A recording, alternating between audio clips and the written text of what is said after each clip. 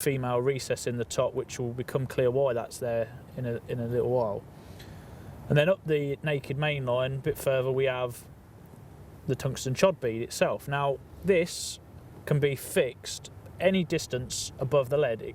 It grips really taut, so you can just slide it to the position you want, and you'd set it to maybe 6 inches, 12 inches higher up than the depth of the weed that you're fishing over. So for this to work, you need to know the depth of weed that you're fishing over. Now, you've got the tungsten bead here. This just pops off, so it's nice and safe, and you can slide your rig on it. This is one of these chod rigs that he uses, really simple, pretty standard. That slides on there, and then that gives you your weight to sink your hook link nice and gently down over what you're fishing on. When you hook a fish, it will just slide down the line as you're playing the fish, and the male on the end of the bead will just slot there, as you can see, into the female on the buffer sleeve. And what that does is it secures it all nicely in position. It gives you a bit of shock absorption in the fight, and it also protects your naked main line from any damage which could be caused by the swivel. Problem with a lot of the naked chod rigs that you see is people fishing it directly on your main line, and it can damage, the swivel can damage, 0.30, 0.35, whatever sort of main line you're using, it could be damaged. So that's the fixed chod. But as I mentioned, you need to know the depth of the weed that you're fishing over, and as you've already previously covered with your sort of fishing, you're not often using a marker float, thrashing the water to a foam to find out the depth of the weed. So in this situation, you wouldn't really know what depth to set that bead at. So you tend to favour the sort of fly-in chod rig as it's known. Yeah, definitely. So I mean, this one for me is just a little bit more versatile. That's good when you know what you're fishing over, and the angler can set it where he wants to suit his own needs. This for me is more suited to what I do, where like you rightly say, fish are in the swim. Unless I know for sure what I'm fishing over, I have to second guess it. But generally I would have a bead that would be fixed, sort of 3 foot, 4 foot, depending on what I would have a feeling for.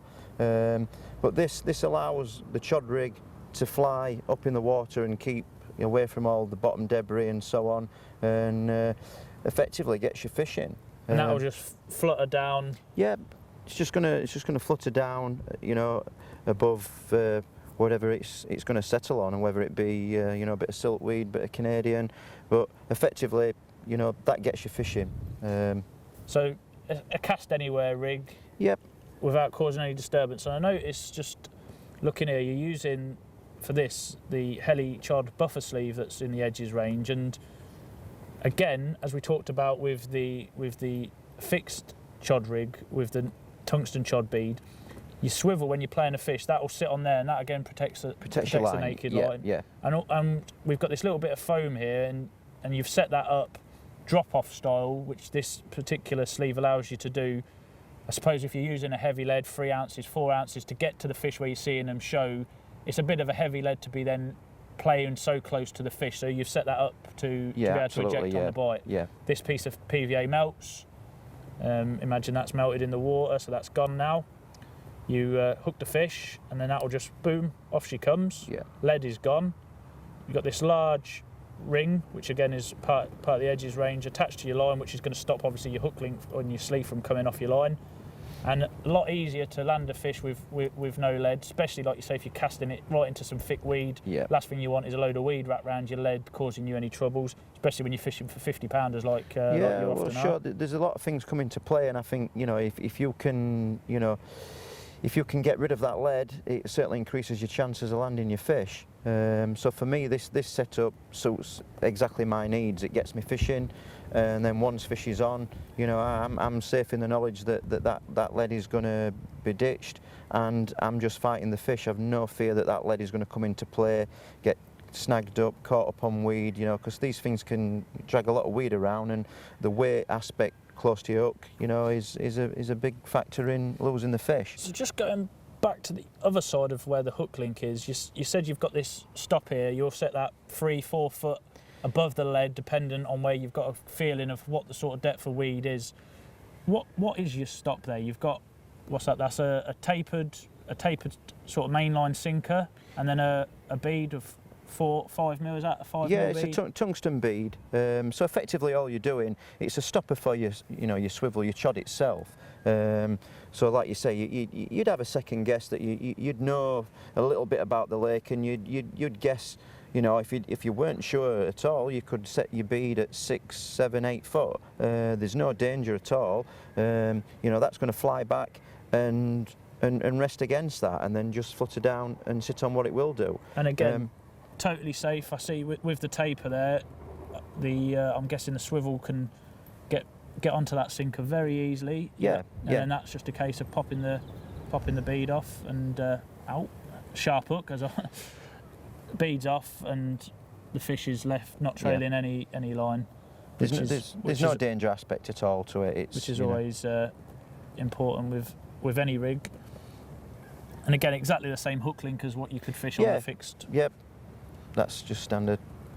Everybody has their own little way, curve, and so on. But that's a unique thing. We're not going to tell people how to do that. That's entirely up to them. But it's the system we're more looking at. So 2 very effective chod rigs. Yep.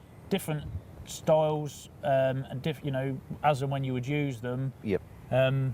Both presentations equally effective in their own situation. So I think that's the chod rigs covered. Thank you very much for agreeing to step out of the shadows and take a bit of limelight for once. Your captures certainly deserve a bit of exposure, mate. So hopefully you found that as insightful as I have.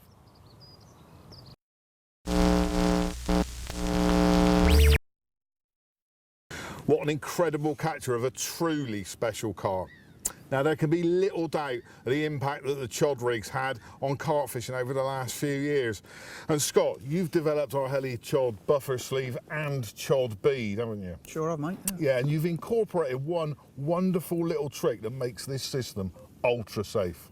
Yes, mate. Well, during the injection moulding process, we've created this little hole at the top of the chod heli buffer sleeve and also on the chod buffer sleeve itself. Now, this allows us to fish the helicopter or the chod style beads with a drop-off lead.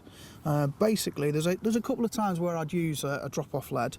Now, if you only want to lose that lead should the fish become in contact with any snags or anything, what we've done here is I've created like a little loop. Basically, this one's made out of lead core, so I've spliced a small loop in the lead core and I've tied it to a large O-ring here.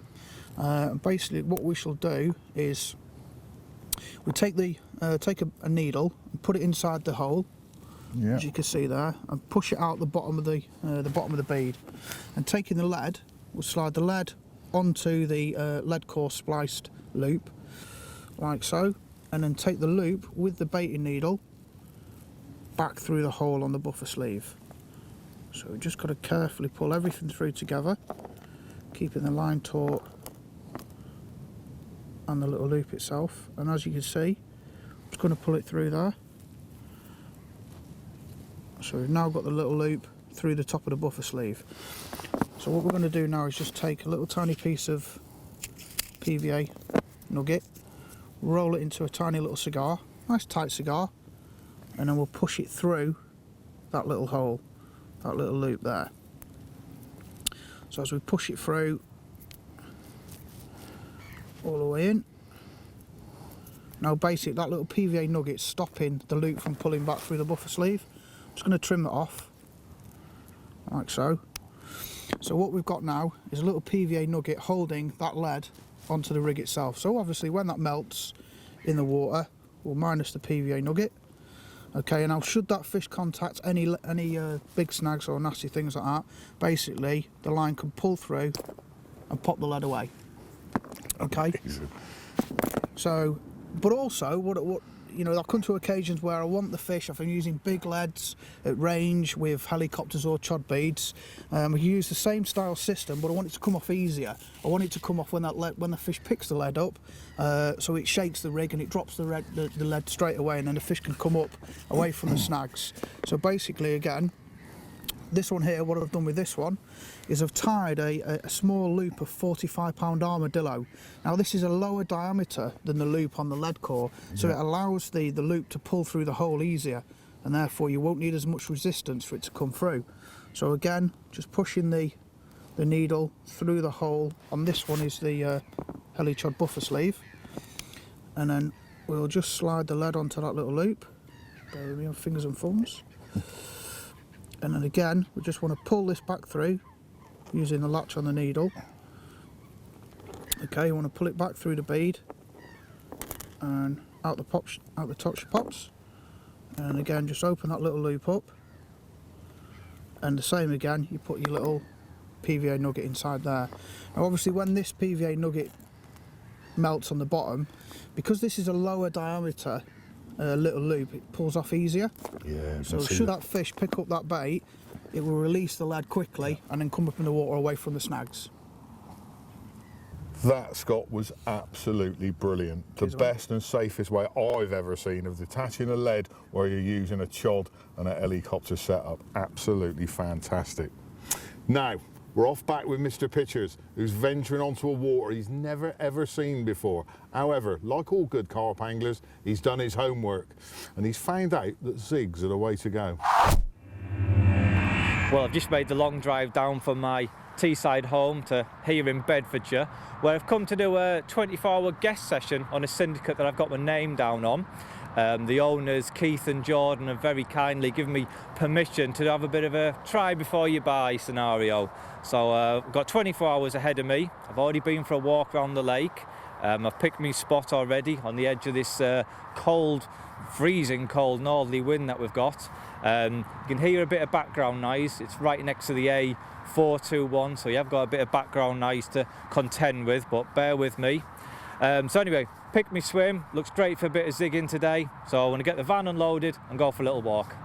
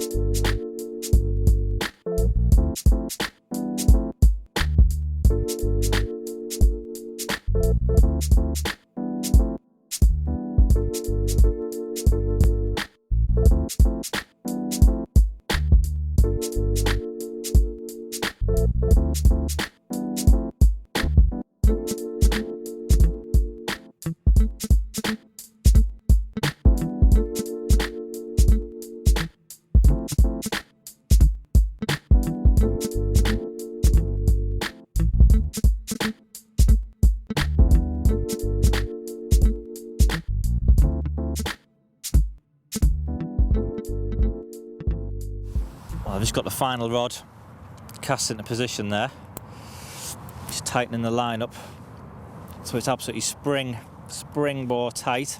That really does greatly improve the bite indication, because I'm fishing with long hook links, because the fish have got so much room to manoeuvre. They've got that sort of long, that big arc in which they can move around.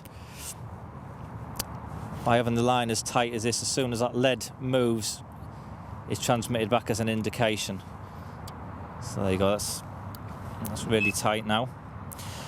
Had a good plumb round in the swim and found an interesting feature. Got a gravel bar which comes up to about 14 foot of water, and either side of it's about 18 foot. So I positioned 3 zig rigs just over the back of that bar in that 18 foot of water. Got them at varying depths as well, anything from sort of a few feet below the surface to mid depth.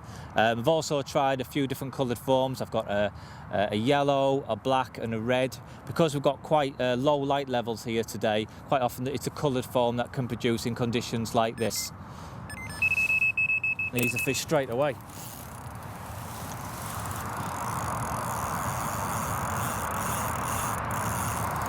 It isn't actually that unusual. If you can present a zig right in the faces at a depth in which they are sat and the depth they feel comfortable, quite often you can get takes very, very quickly indeed, as I've just shown here.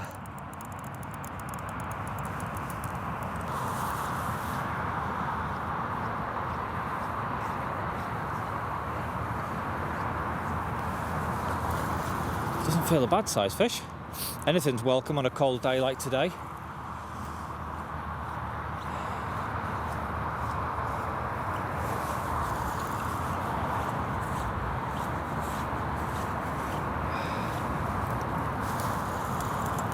He's half kited.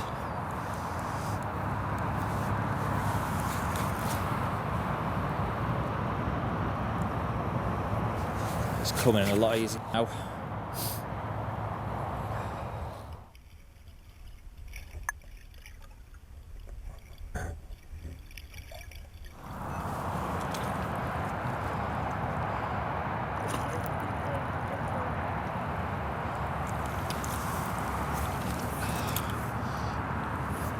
We got him.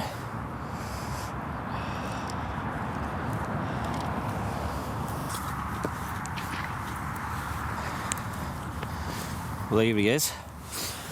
As you can see, that one fell on the red Zigger liner, and as you can tell, he is absolutely nailed.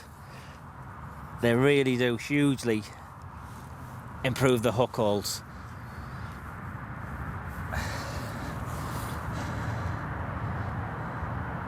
There he is. Probably about 10, maybe it's 11 pounds. Not a big fish, but on a cold winter's day like this, certainly very welcome. And a very nice start to the session too.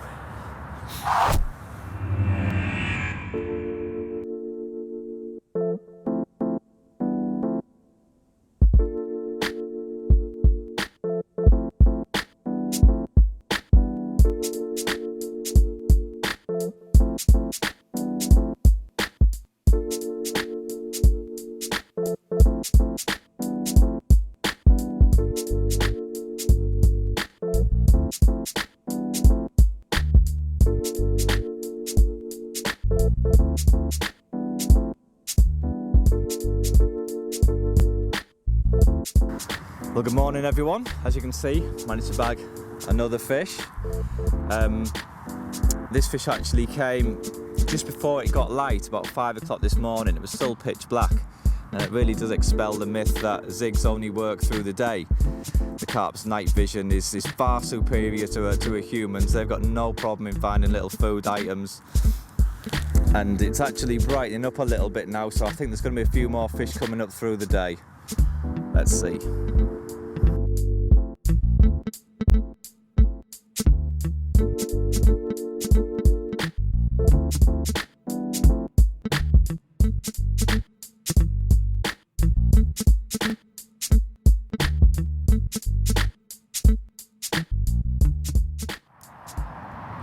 Well, we're in again. It's a left-hand rod that's produced this time, and this will be the second fish if I land it on the black foam. Now this fish does actually feel a bit bigger than the past two. The past two have both been the new stockies that have gone in, but this one does feel a bit more sizable.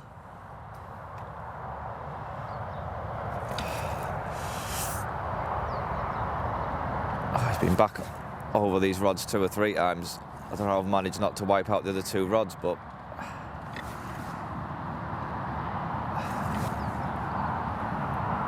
I'm trying to work out where he is. Yeah, it definitely feels a bigger fish than the past 2.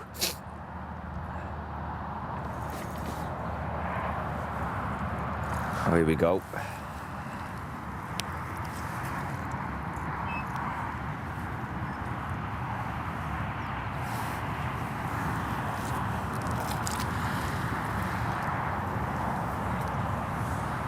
Oh yeah, that is a bigger fish.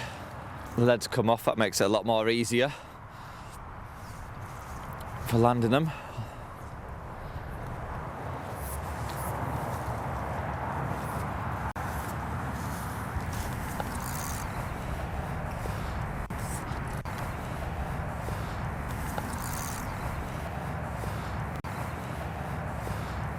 And there we go, we got him.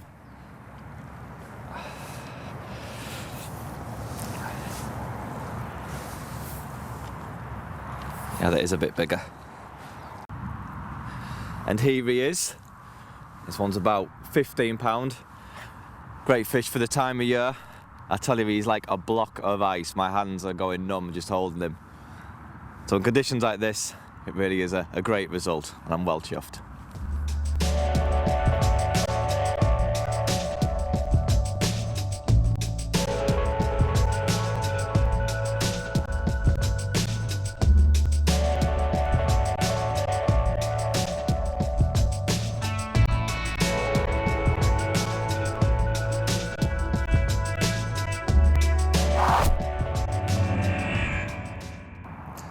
Well, so far this session you've seen me using the zig aligners, and you might be wondering why I'm choosing this particular setup over a more traditional standard zig rig.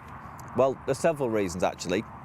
First of all, if we take a zig that's been tied on a hook with an in-turned eye, you can see how narrow the gape is. The way the line exits creates a really narrow gape, and that does massively impede the hooking potential of the rig. And in complete contrast, we have the zig aligner, and because of the aligner sleeve, the line exits higher up the hook and the gape is increased massively, so the hooking potential is superb. The next reason is when we tie up a zig like this on a knotless knot, the way the line exits the hook from beneath, but when we're using the fine diameter lines that are often associated with fishing zigs, these lines can become damaged by the eye of the hook. And in complete contrast again, with the zig aligner, the hook's tied on either with a Griner knot or a Palomar knot, so the line isn't exiting from beneath the eye, so the line won't become damaged at all. And also, when the line comes out of the sleeve, it does so by the soft rubber, so the line is protected. Now, the line I use when I'm tying up my zigs is the Zig and Floater line. And the reason I like this particular line is it floats very well and also has an incredibly high breaking strain for its diameter. Right. The hook I'm using is the Triple SP pattern. That's a short shank straight point. I'm using it in a size 10 here. I'm going to tie it up with a Palomar knot. And we thread the line through the eye and then back through, like so.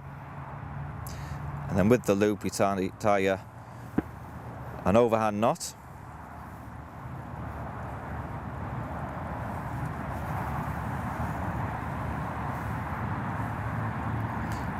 And then we thread the hook through the loop we've just created.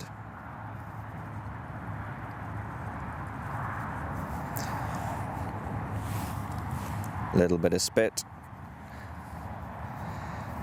then pull it all down tight.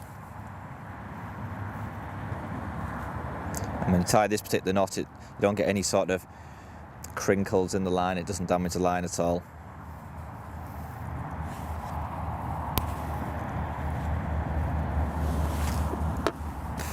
Just trim that off, like so. The next thing is we thread the foam into the loading tool. I'm going to go with black foam here. I find it works really well when you've got bright conditions like we have today, bright sunshine and clear skies. So I loaded the foam into the tool. The next thing is to load it in the sleeve.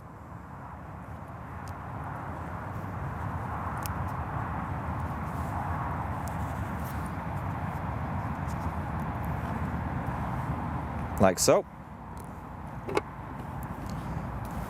and just trim it down.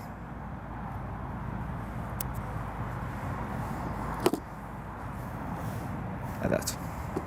Then it's just simply a case of sliding the zig aligner down the line and over the hook. Just wet it a bit first.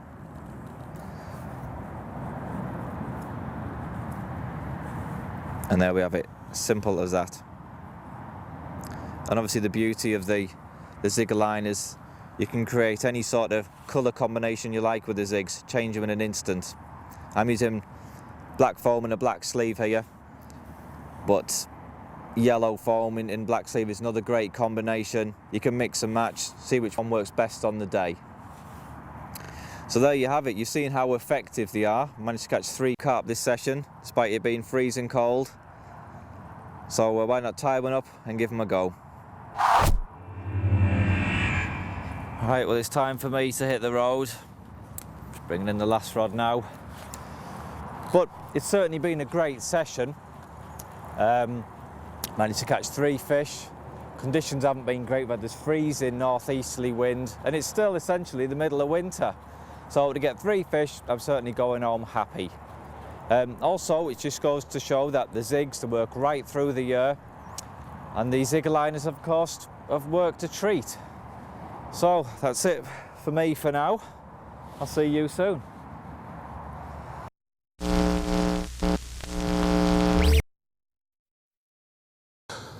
Pictures producing the goods once again and showing the effectiveness of the clever little zigger liner. This March has been cold and miserable, the worst that I've experienced in a time when the carp simply refused to play ball. One man, however, took advantage of a couple of situations during March, top hauler Mark Bartlett. We join him now 2 nights into a bitterly cold session when 1 or 2 bites would have been a major result. Well, it's absolutely freezing. We're at Sandhurst Lake in Hampshire, trying to catch ourselves a couple of carp, and we've actually managed to get one. 6 o'clock in the morning. Just received a take on the left-hand rod. I've been here for a couple of nights now. I've managed to bag 8 fish so far. I wasn't expecting much action, to be honest. With the temperature, the ground's solid, the unnooking mats are frozen, but we're into a fish. The fish at the minute, they're not actually feeding properly. Just sat out in the middle of the lake because due to the water being so cold. So what we're doing is we're fishing zig rigs out into the middle of the lake where the fish are just sat mid-water, and every now and again a fish is picking one up out of curiosity and making a mistake, which bags us a fish.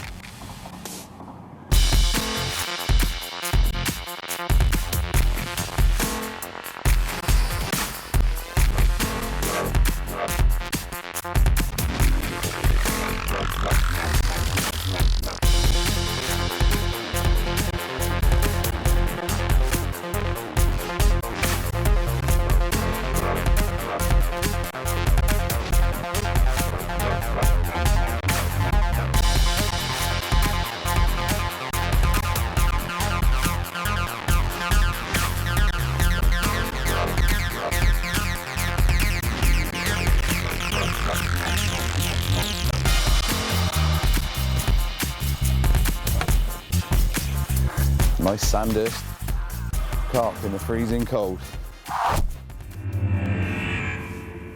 I've unhooked the fish and got it residing in the net, just in the margins. It's absolutely perfectly fine. And before I get my camera out and we have a look at the fish and take the pictures, I'm just going to pop my rod back out, because more often than not, this time of year,